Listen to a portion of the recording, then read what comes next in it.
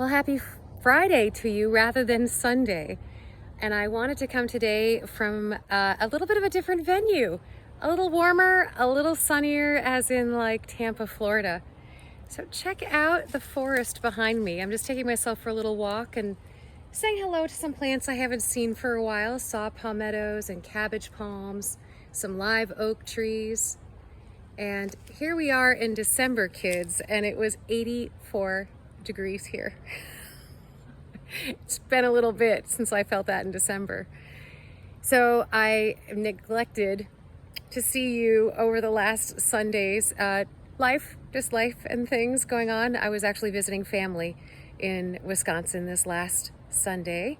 And then I am here this week to connect with my work team for the first time in 2 years, and also to see friends that I haven't seen for quite some time.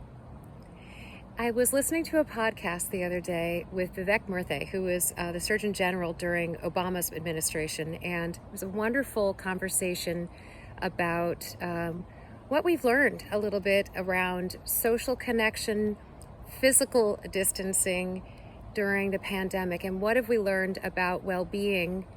And that is abundant as far as the research that was already starting prior to the pandemic, during the pandemic, and going forward. And I suppose one of the things I wanted to bring with you today as a little nugget is I love the conversation about words and how much they matter. And perhaps if we had used the terminology of physical distancing rather than social distancing, we might have had a little bit of a different perception around the experience of the pandemic.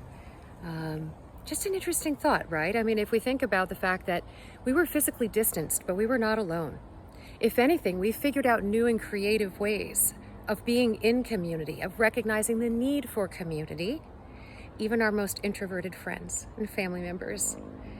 So as we go into this next phase of our coping with the last 2 years and of life, maybe we think a little bit about that. What does it mean to be in community? Do you have to actually be in physical proximity to feel connected, to feel a part of, and to know that you are cared for and that you're contributing? So what does community mean to you?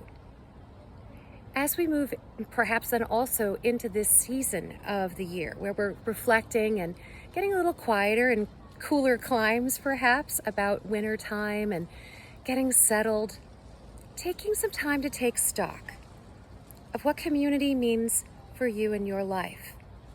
And knowing that even when you are physically in solitude, that isn't necessarily a quote-unquote bad thing. It could be a time for reflection, a time for restoration, rejuvenation, and maybe even to do what you want to do and not have to consider a bunch of other agendas. So again, winter, a time for reflection, restoration, getting a little quieter. Now, at the end of years, we take stock of what has been before and we prepare for the next year. We maybe think about what have we learned? What do we want? What do we need? And how to bring that forward. So as we go into the next bit of the year, let's think about that and know truly, you're never alone. There are people who care about you, and sometimes it's just a matter of you reaching out to connect with them and ask for what you need and what you want, or to give to them. So with that, I wish you a very balmy good evening from Tampa, Florida, and I will see you very soon. Bye for now.